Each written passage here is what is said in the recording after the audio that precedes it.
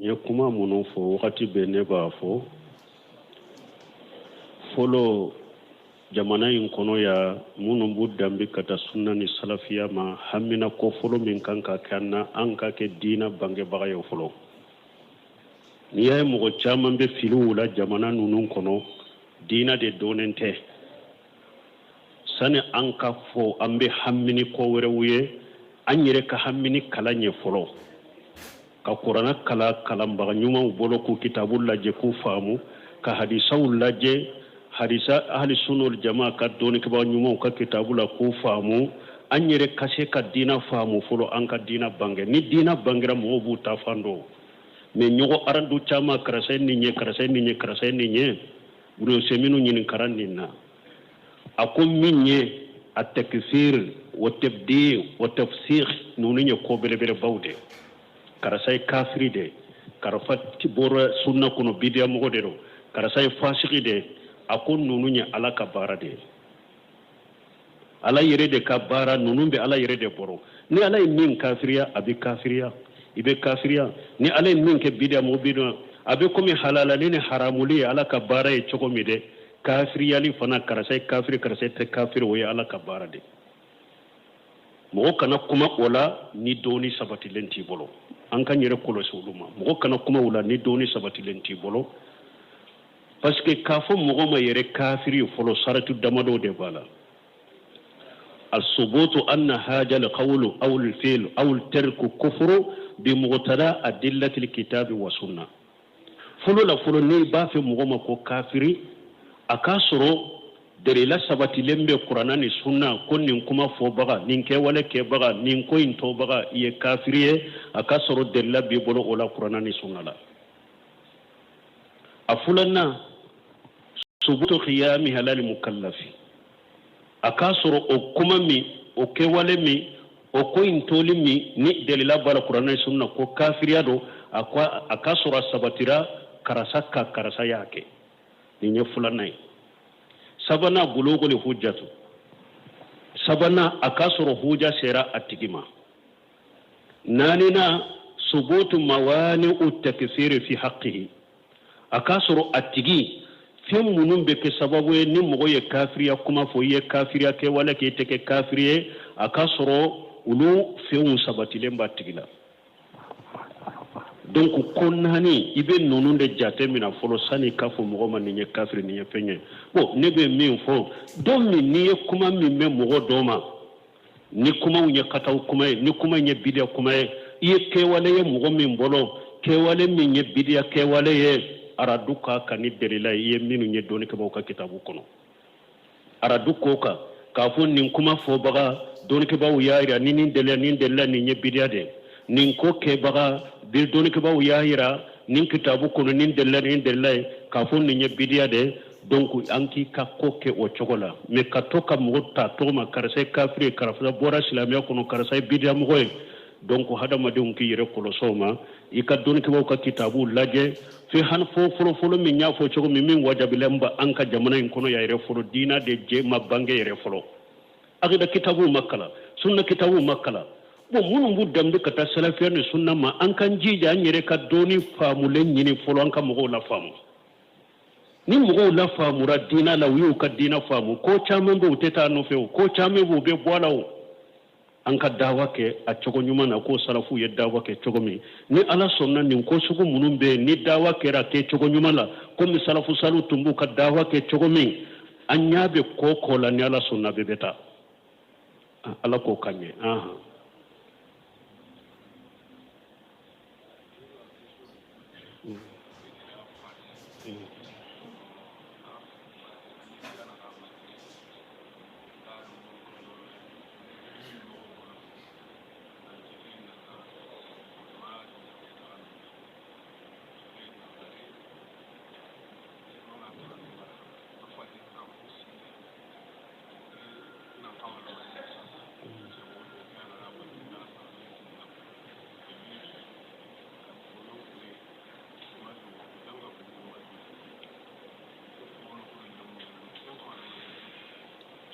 bunye ka kuma ye de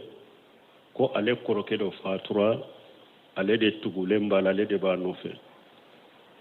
bon min ye a ka musow i daw banna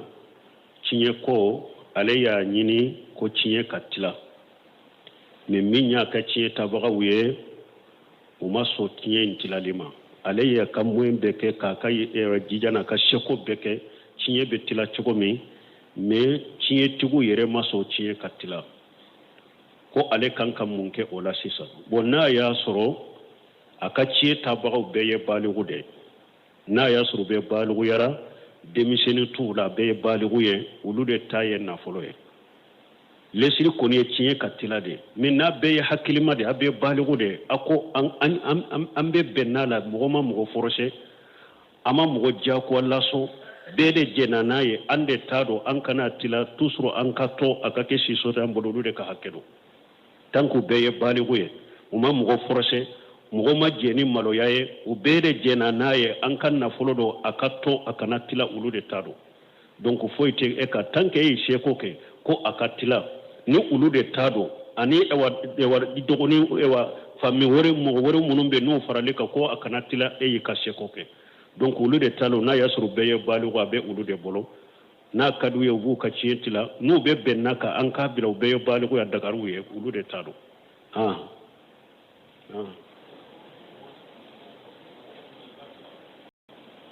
bon ko mɔgɔ tununi a bɛ se k'a fɔ mikoro la misiri la wa i y'a dɔn hadisa sabatilenw bɛ ciden ko tunu fɛn kana ɲini misiri kɔnɔ ni fɛn min tununa n'a ye mɔgɔ mɔgɔ ye a bɛ fɛn tununnen ye misiri kɔnɔ ciden ko k'a fɔ ala kana to i k'a ye a k'o de ka fɔ a tigi ye bon dɔnnikibaw ko yala hadamaden tununnen bɛ dɔw la ou bien a tɛ dɔw la sɔsɔli nana dɔnnikibaw bolo dɔw ko fɛn tununnen min ko fɔra o ye nafolo kow de mais ni min ye hadamaden de tununa ko baasi t'a la o ka fɔ mais lajina daima li bo silime wal iftai ya do lu ka keso mo kelen ta jabi jama de be direlaw yira nyona ka jabi ulu ye min yira u ko tanke ciden ko fentunu ne kana nyini misiri kono de abede bala na folo bala hari ni hada madinde do hari ni demisen fitino da tununa kana fo misiri mi korola ko abede be do fentunu ne kono wa alaikum salam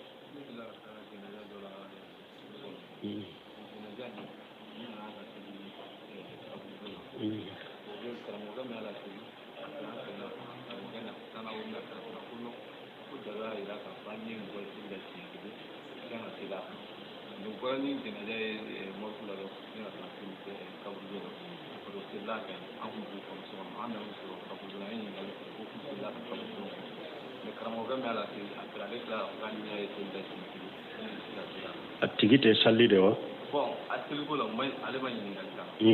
ale kɔni nana dɔrɔn u y'ale wele wa d'a ma ni nana la tigi ko wuli yɛrɛ a sira kan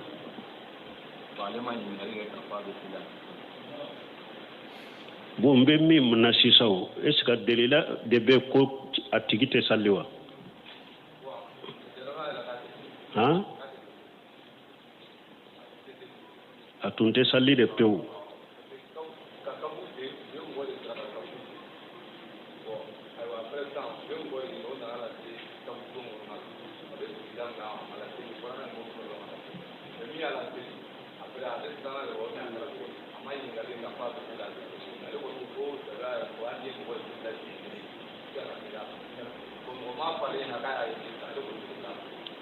bon ni ye masayila min fɔ ko mɔgɔ dɔ de fatura ale y'a fɔ cogo min ko a tigi tun tɛ sali mais a ka mɔgɔw y'a su ko kɛ komi k'a kɛ dɔgɔ la mɔgɔ kana bɔ a kalama u ye mɔgɔw dɔ sara ka kaburu siyɛ donc ka taa bɔ mɔrɔku la dɔrɔn ka na n'a ye kaburuso la ka alimami dɔw wele a fɔra cogo min ka fɛn d'a ma ko a ka salila kan ko alimami salira ka ma ɲininkali kɛ bon kɔfɛ de kuma cayara alimami nɔfɛ ko alimami ko ale y'a ye sali la siɲɛ kelen ko n'i ye mɔgɔ ye sali la siɲɛ kelen bɛ salila kan wala kulli hali ala de bɛ nin tɔ dɔn alimami ni su min ka ko kɛra ni lahala la min wajilen bɛ alimami ka ko sɛgɛsɛgɛ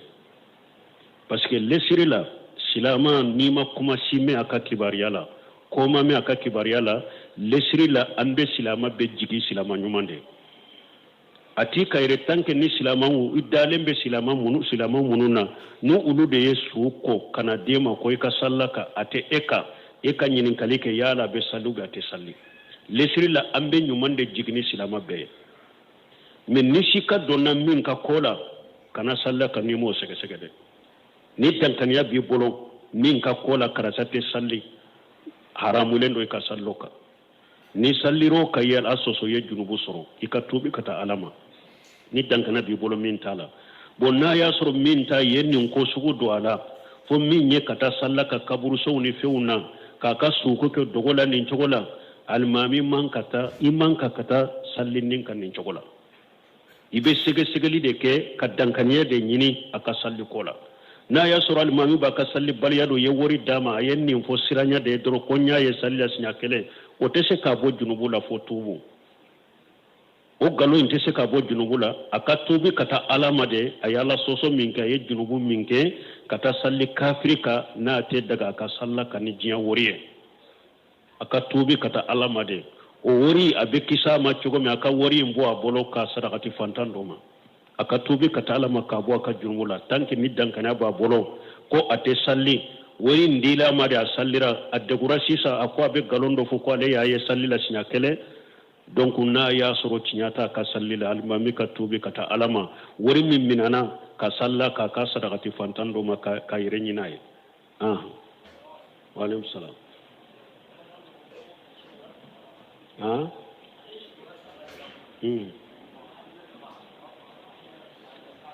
bo ko ashigura sagala ko ale ba fe ka saga kantige ka sadaqati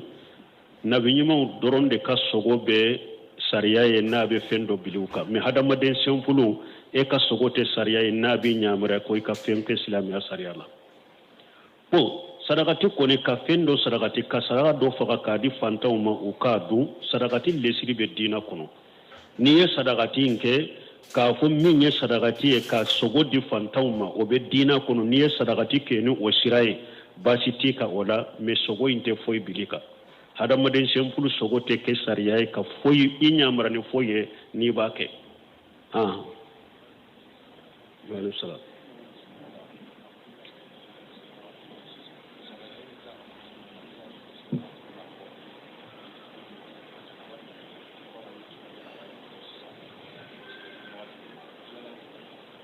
bon koni mogo min wulila ka fo salli wakati doni de tora la ba fe ka bo mi wulila sinogo la janaba be ela ni ko ibe janaba ko salli wakati be bo iba ke chogodi ni kuma fula bala doni ke bawo bolo doni ke bawo doko ko minye salli wakati ko de be sene ya inye ko ikata ya mamu ke ka salli ko fe be janaba ko me shaykhul islam gunte mi be ngiriya seneya abe salli wakati nya ibe seneya de ke har ni wakati be bo ibe janaba de ko fe be salli ayo de giriya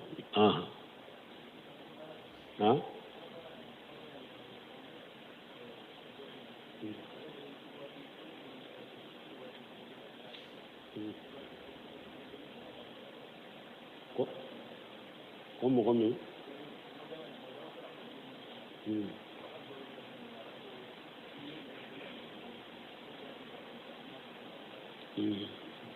bon ko masaila yi ko tusuru ka fo abe mogo do bolo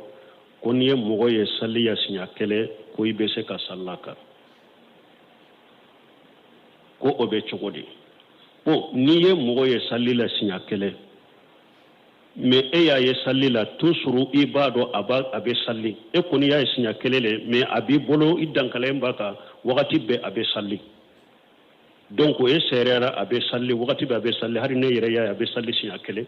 abe salli wala salli be koka men ni e ya ye sinya kele a sallira me o kofi a ye salli toye ama salli e ya ye sinya kele a sallira kofi abe be bolo a ye salli toye salli te ko ye kafir de ciiden ko ma bayna rajul wal kufru aw shirku turku sala faman taraka sala faqad kafara mugo be se ka ke salli bagay o kofi be salli toye na ya soro e ya ye sinya kele be sallira me ko fe be ya do ye salli toyede ko e ya ye sinya kele be salli be ka kani o illa tanke a ye salli ko ni toya kafir yara salli kele doni ko do bolo yitugo ka toye i bora silamiya ko kafira salli tikika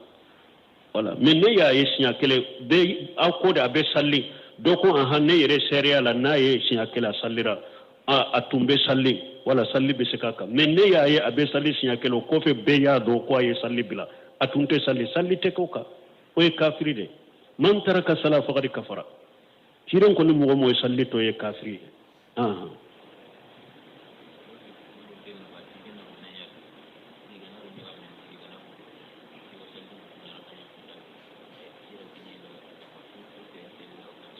bon o do ko ale be kungo konona de la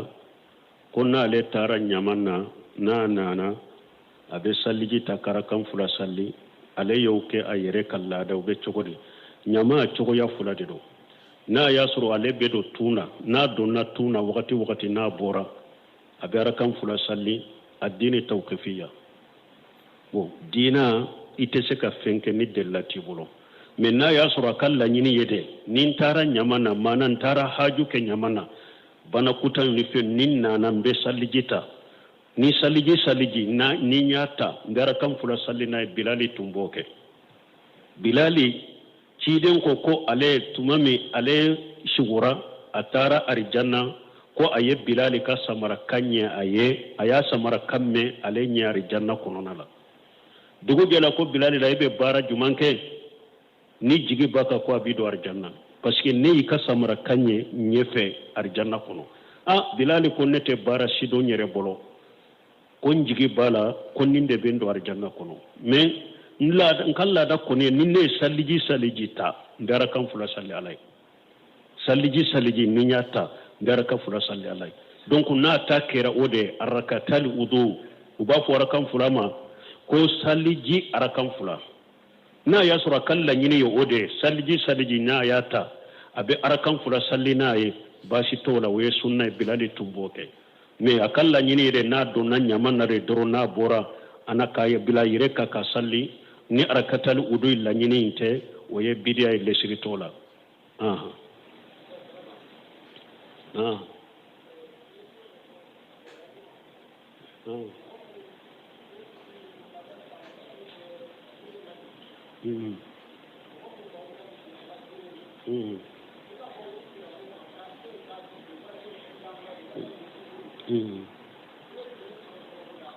awo ni nyammi fo kwanye kuma do fa giriyaro ma ko mo mo be dina la gose ka fo e kafiri bida mo de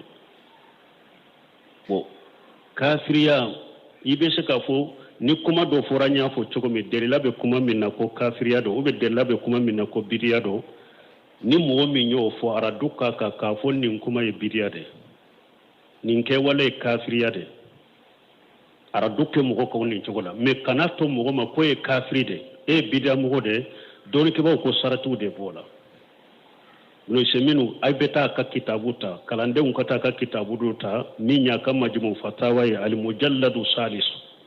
al wala wal baraw abe kuma nin ko wala e kosobe kafiri yali bidiyar ile iye fasiqiye ako wala taqfu ma laysa laka bihi ilm hada maden kana kuma fenna min doni ti bolo mo chaman be bidiya kuma fo bidiya mogote mogo chaman be sika kafiriya barake ante sika kirike ko kafiri do folo fasi anye delila munu fo sisa